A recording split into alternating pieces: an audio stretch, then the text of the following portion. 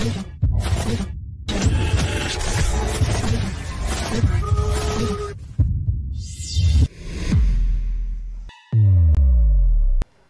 lagi dengan saya Kang SM di channel Arkeologi.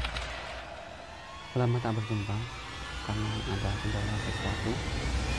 Kali ini saya akan berbagi pengalaman saya ketika mendaki di Gunung Lawu tahun sekitar 2015. Saat itu kita berlima dari Jogja. Ada saya, terus Mas Upil, Mas Pateh, Mas Hanafi, dan yang satunya Mas Panca. Kita berangkat dari Jogja itu kurang lebih jam berapa? Jam 9 malam kita berangkat dari Jogja. Kita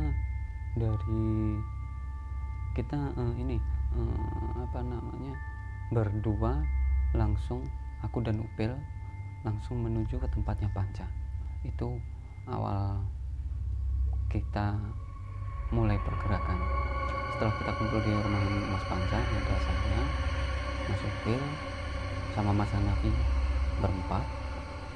Setelah di sana packing, kita langsung ke Prambanan. Kita jemput si Mas Panca, Mas Patih. Mas Patih itu anak Vespa. Jadi dia temannya Panca, mau ikut mendaki bersama kita. Setelah sampai di sana, ternyata Mas Panca bawa Vespa. Untuk pendakian kali ini kita lewat jalur Candi Cetong. Kita belum tahu jalur itu dan tidak ada satupun yang tahu jalur itu. Kita hanya berdasarkan browsing di Google dan literasi dari Instagram. Setelah kita berkumpul, kita packing ulang di tempatnya Mas Pateh, kita langsung berangkat. Kita berangkat jam 10 untuk menuju di base camp Selo. Kita berangkat bawa 3 motor, jadi yang Mas Pateh sendiri bawa Vespa. Kita berangkat itu malam, sampai di jembatan Bengawan Solo. Kita berhenti sejenak di sana. Kita minum, ngopi, rokokan. Tiba-tiba Mas Patih ini ngeluarin sesuatu. Dia bawa botol aqua yang besar itu. Dia tekuk. Kayak mukanya itu kayak gimana, beda pokoknya. Sehabis itu kita Mas Upil tanya, apaan tuh? Bukan, ini bukan apa-apa ini. Nah, terus apa ini? Ombenan biasa nih. Coba Mas Upil nih. Nah, ternyata katanya baru satu cegukan itu, wih, kok panas gini ini rasanya di tenggorokan ini. Terus si siapa Mas Patih ini ketawa nih. Dari Upil, apa iki nih? Aku yang warak Jawa nih, pekonang, ciu. Walah nih. Sama Mas Upil malah lagi ya 2 tekukan cekuk gitu. Otomatis saya juga kepengen. Kita juga karena perjalanan malam biar tidak ngantuk, ya udah aku sekalian minum. Itu jadi kita malah berhenti di Bengawan Solo, itu kita minum itu. Habis itu mungkin sekitar jam 11-an kita lanjut jalan. Di jalanan itu kita agak oleng dikit pas waktu mau nanjak. Itu kan aku boncengan sama Mas Hanafi. Kita ngehindarin ngehindarin kayak lobang. Ternyata malah pas ketika mau dihindari, otomatis ban saya meletus. Ya udah, karena udah malam, kita ndak nemu bengkel, kita langsung berhenti di situ.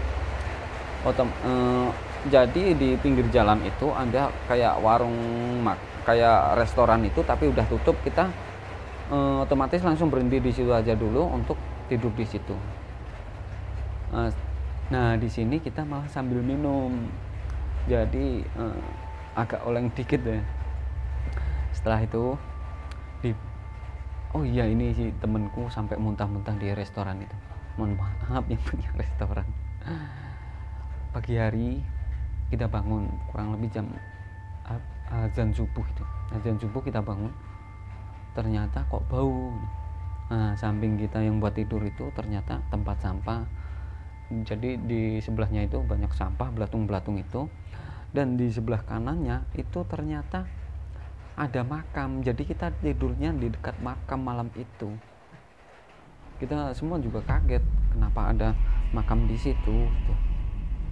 Setelah begitu masih tidak ada, masih aman-aman saja. Kita langsung mulai pergerakan.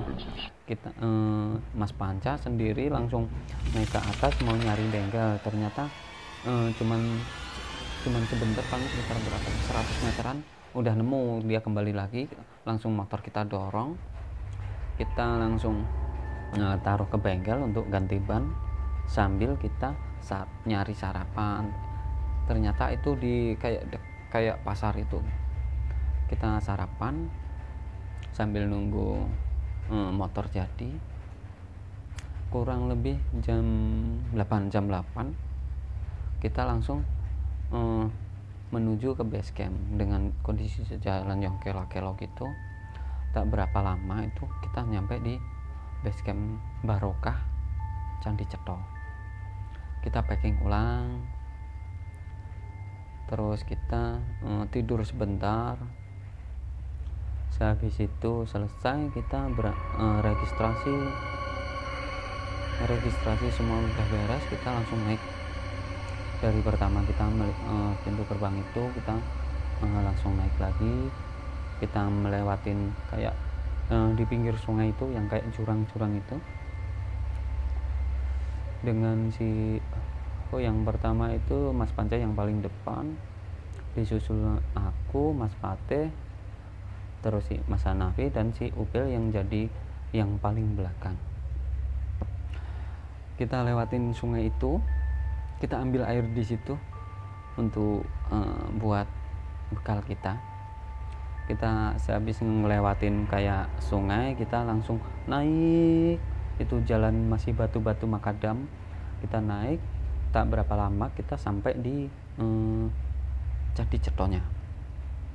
Setelah sampai di Candi Cetho, kita foto-foto. Nah, ini teman saya ini, Mas Panca, katanya ngelihat orang bertapa di situ.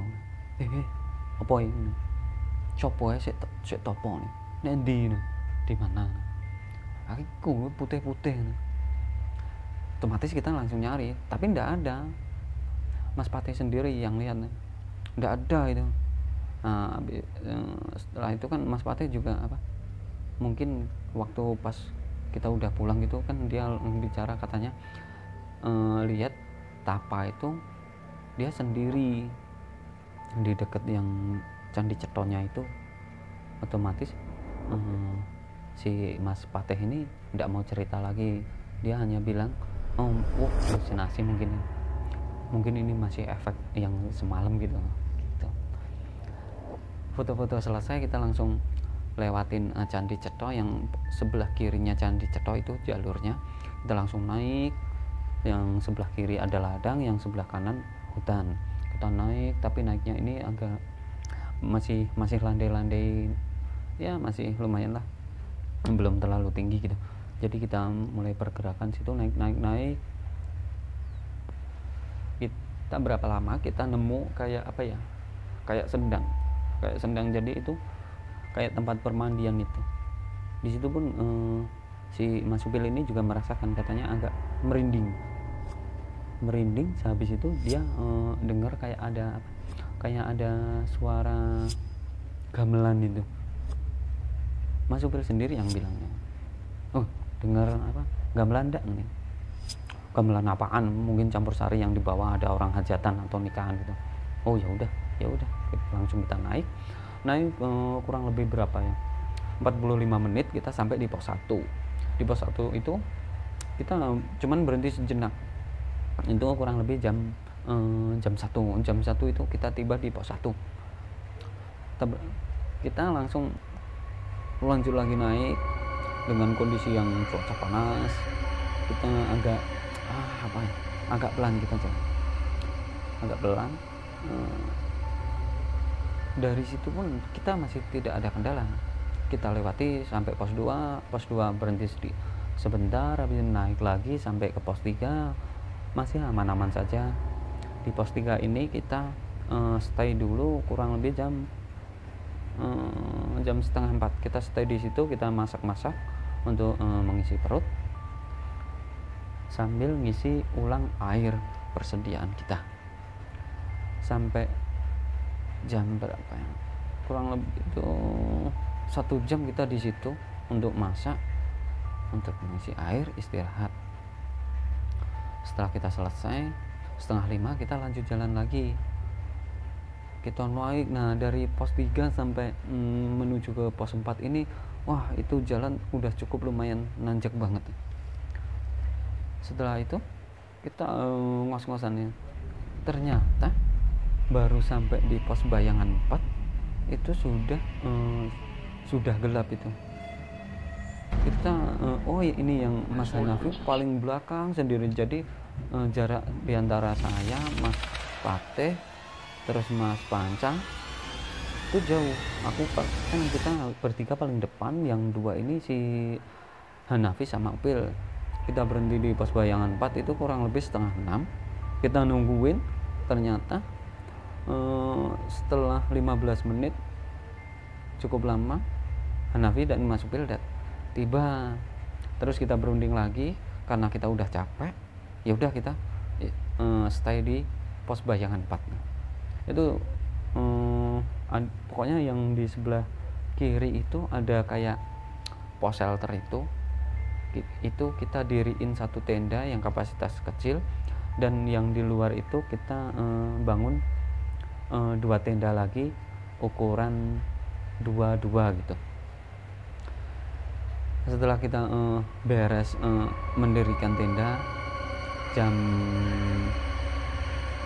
setengah tujuan kita mulai prepare masak-masak. Nah di waktu itu kan aku pasang hammock di sebelah kanan, jadi itu cuman pohon, di samping kanan jalan itu cuman space sedikit, mau rebahan sebentar di mana, di kayak di hammock itu sambil rokokan. Ini momen ini yang paling aku paling kaget ini. Jadi ketika aku rebahan kan itu aku ngerokok gini gitu sambil nikmatin. Ternyata yang pohon itu setelah kebulan asap dari rokok, ternyata ada yang ngintip. Jadi separuh gini kayak yang sini ketutup pohon kayu, yang sebelah sini ini kebuka, jadi kayak ngintip gini. Tapi sini itu kayak mukanya enggak jelas gitu. Otomatis aku langsung guling gini, terjatuh. Terus ditanya sama si Iwan, "Ngapa nih? Kak Popo kaget nih. Rokokku jatuh gitu." Habis itu kan langsung keringat dingin di sini. Langsung masuk ke teman-teman yang pada masak ini. Ono po ini? Kak ono popo nih. Wes kita langsung lanjut masak lagi. Baru berapa ya, 10 menit gantian ini Mas Upil ini di hammock itu. Aku cuman bilang, "Mau kemana ya?" Rebahan gantian, kayaknya enak di hammock. Oh ya. Baru setelah dia rebahan aku intip ini, oh masih aman ini. Baru berapa ya, nggak sampai 5 menit tiba-tiba Mas Upil ini langsung kembali ke mana, ke kita yang pada ngumpul lagi masak itu, dengan kayak pucet gitu. Kenapa Pil gitu? Aku bilang nggak apa-apa. Oh pucet gitu nih. Ono saya ngintip, ada yang ngintip. Apa cewek nih? Oh cewek nih. Podo aku mau ya, sama aku tadi juga kayak gitu. Nah dilanjut setelah itu kan kita malah nggak berani keluar itu. Jadi kita cuman berkumpul di pos shelter itu sambil masak gitu. Setelah itu kita makan di situ. Ini Mas Patih ini ngeluarin lagi ciunya arak Jawa. Otomatis kita juga ya udah minum aja nih biar takutnya hilang. Jam 9 aku langsung pindah ke tenda yang di sebelah shelter itu tidur. Setelah baru mau beres-beres itu udah persiapan tidur gini, udah merem gini, tiba-tiba ada yang masuk. Nah itu tak kira si Upil. Aku kan ini bunyiin musik tapi aku ini masih kondisi udah merem, tahu kalau ada yang masuk. Dia bilang gini, "Mbok dirindeke suarane musik, agak kecilin suara musiknya." Nah, aku juga dalam hati bilang, tumben-tumbenan Upil berani nyuruh-nyuruh gini. Aku terus bilang, iya, aku pelanin. Itu ternyata pas di pagi hari itu, ternyata Upil itu tidurnya sama Panca, bukan sama aku. Jadi aku ketika bangun pagi-pagi itu kan pas masak pagi itu, Upil aku langsung gabung sambil ngobrol. Ternyata aku lihat Mas Upil ada di tendanya Mas Panca. Aku tanya Mas Panca, "Loh, Upil udah pindah sini tidurnya?" Panca bilang, "Lah emang dari tadi malam dia tidur di sini kok." Udah, enggak, semalam itu aku sama Mas Upil, wong dia nyuruh ngecilin musiknya kok. Enggak, dari tadi malam itu Upil di sini gitu. Seketika itu aku langsung keluar keringat itu. Siapa yang tadi malam itu?